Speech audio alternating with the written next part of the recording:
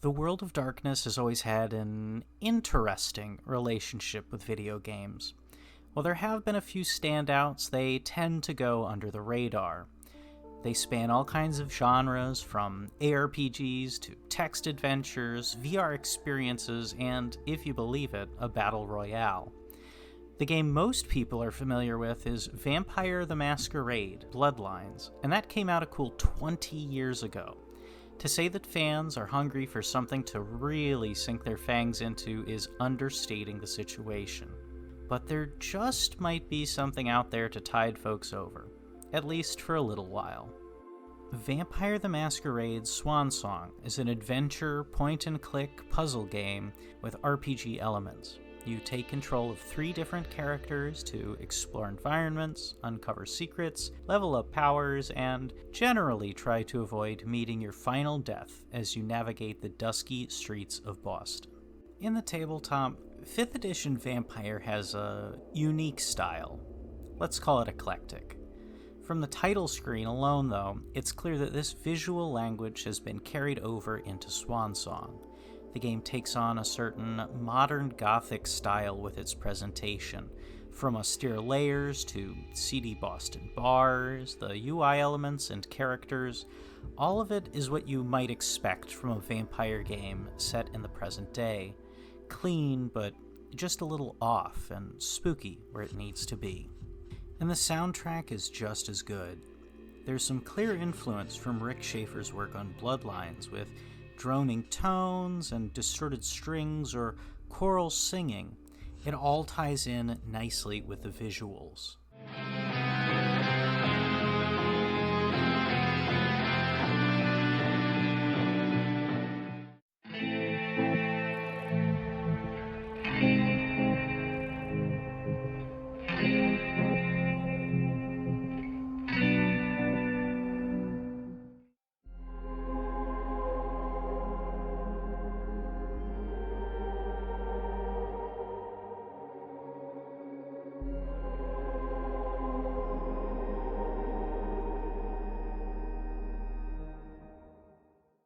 Tracks can be drowned out at times compared to the dialogue, but when there is time for the music to breathe, it works wonders for setting tone. It would be an excellent background playlist for your tabletop game. Now, mechanically, Swansong is a bit of an odd duck. While there is an emphasis on character interaction, Swansong brings elements of a more traditional role-playing game to the table. You have a character sheet with skills, attributes, and talents. You're given experience based on objectives you complete to spend on upgrades, and focusing on taking certain actions, like feeding from rats or regularly using persuasion, can earn you other bonuses. This is an interesting basis for a system, but there are a few shortcomings that make it a little contentious. Skills work in one of 2 ways. When not in a conflict, performing an action like hacking a phone or examining a wound requires having a certain rank, a simple pass or fail check. During a conflict is when a couple of these issues arise, though.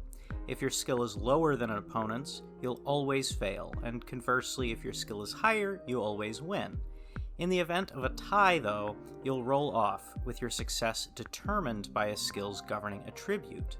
Intimidate using strength, for example.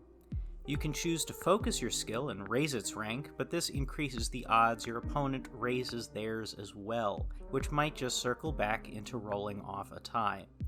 In the end, this suggests focusing on one skill rather than take a few ranks in each as the right way to play, but even then it can be unclear what skills are worth focusing on. Hacking and security are generally for helping you avoid key hunting in a room. Education can give extra details about the environment, but it's hard to call it especially insightful. Charisma governs manipulation and persuasion both, while the other social skills are influenced by their own attribute independently, which upsets a little bit of the internal balance. Put plainly, the skill system is uneven. Vampiric disciplines operate in a similar vein as skills, but have some added utility. Of the disciplines, the most broadly useful are Dominate and Presence. They're great for conning others into doing your dirty work or spilling secrets, and can often take the place of other social skills in conflict. The rest tend to fall off pretty hard in their usefulness. Auspex can give you premonitions or visualize psychic phenomena for a little extra story in a scene, but doesn't really come into play outside of flavor. Obfuscate is for going undercover or hiding in plain sight, but the upgrades like copying an NPC's identity or multiple uniforms don't offer any real alternative solutions to a problem. Celerity, your preternatural speed, is only for navigating around the environment. Despite what an upgrade suggests, across 3 playthroughs I found maybe 2 times where it can be used in a conversation. While this is a solid foundation for a game about politics and manipulation, it falls a little short of being what I would call a comprehensive vampire experience. Having high strength doesn't let you rip a door off its hinges, education doesn't give you hints when confronted with puzzles, and disciplines tend to be hit and miss. A second pass to make skills more broadly useful or allow for more options would have been fantastic, because upgrades can be prohibitively expensive, which just discourages experimentation. There is an additional mechanic, Suspicion, in place of the Masquerade system from Bloodlines that, as far as I'm aware, does literally nothing. I played as sloppy as I could on my final run, and found it has no impact on the story or challenges compared to my initial run that did everything as cleanly and covertly as possible. Thankfully, the puzzles in the game mostly rely on player knowledge rather than having a particular build for your character. Unfortunately, this means the puzzles are going to rely on player knowledge. You're going to do a lot of reading and maybe a little math. You'll be reading text messages, dossiers, emails, listening to interrogations. The list goes on. If your character finds a clue while reading, they'll make a remark and check an objective off your list, but that doesn't mean they remember the password you've been looking for. If you want to save yourself a headache, it's a good idea to have a notepad handy to keep track of the myriad of numbers and dates the game throws at you. The good news is that there aren't any time pressures to worry about except for in the final scenes of the game, and even then, you're given a pretty generous buffer to work with. But that was a lot about the feel and mechanics of Swansong. What about the story? While I will try and refrain from summarizing in too much detail, as this is a very narrative-centric experience, feel free to skip to the posted timecode to get some closing thoughts if you want to avoid potential spoilers. That said, the narrative of Swansong really is the driving force behind it. It's the thing that'll keep you playing in lieu of any more complex adventure gaming or deep combat. And by and large, it does a solid job of telling a competent, small-scale story that would fit well within 5th edition Vampire. It's grounded with stakes that suggest big consequences for not only the characters present, but the setting too. We're dropped off during a time of crisis. While Prince Iverson has made a tenuous alliance with the warlocks of the Hartford Chantry to expand the blood trade, there has been a surprise attack at the party held to cement their accord. High-ranking members of both parties are assumed dead or missing, and no one knows what's really going on. We're given a little introduction to the playable characters before they're quickly given their tasks to discover what happened, and what the next steps ought to be.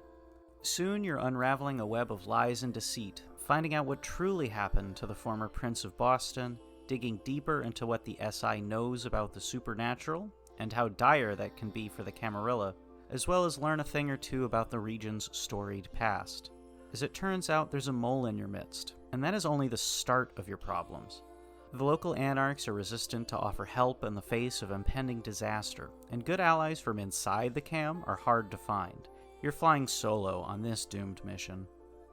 Before long, the story culminates in a daring raid on the Second Inquisition base in Rhode Island, aiming to take down the cell's leadership, wipe their databases clean, and just maybe rescue a few friends of the court along the way. How things turn out for the Boston Camarilla in the end is left up to you, But even the most positive of resolutions still leave some lingering threats they will soon have to face. For as entertaining as it can be, one struggle this story has simply comes down to the pacing. There isn't much time dedicated to the internal politics of the Camarilla, or interpersonal drama between members of the court, which makes feeling connected to these characters a bit of an ask, and the story moves at such a clip that injecting moments for this would probably feel out of place. MM has very little screen time with the prince and her former lover, Hazel Iverson, outside of being given tasks. Her sire and traitor to the Boston Camarilla, Hildur McAndrews, is rarely present. This alone is a situation ripe for drama and intrigue, but without that time spent seeing these characters interact, it almost feels vestigial when compared to the thrust of the main plot. It isn't all bad, though. Caleb has a lot more to work with when it comes to dealing with his Childer Beryl while running errands, and Leisha's personal story is very central to her chapters, with a focus on her relationship with literal child Halsey and confronting some painful truths about being manipulated, not only by the former prince, but seemingly the current one too. Regardless of the writing of a character's individual stories, though, their performances come through strong. It might be hard to feel invested in a betrayal, but Blessed Nia Yemi's delivery as MM sells a lot of emotion. You can tell she's conflicted and hurt, even if the narrative itself might struggle to make that apparent at times. All of the voice actors do considerable work in elevating a script that sometimes can end up pretty dry. Despite some unbalanced storytelling and questionable mechanics, Swansong is still a game worth looking into if you're a fan of the setting or simply want something suitably spooky to play on a quiet October night. The one caveat is there isn't too much in the way of reactivity or alternate options for how to handle the story's challenges. It ends up being a pretty linear experience. Still, I can comfortably recommend Swansong as a nice 6 or 7 out of 10. It's great if you can get it on sale. This is especially true if you have an interest in the tabletop game itself, as currently it's the only way to get a copy of the Boston by Night sourcebook, something I intend on talking more about soon, but suffice it to say it's well worth a couple of bucks they're asking for it. In the end, though, I hope this has been helpful. Be sure to have a lovely night, and make sure you stay spooky.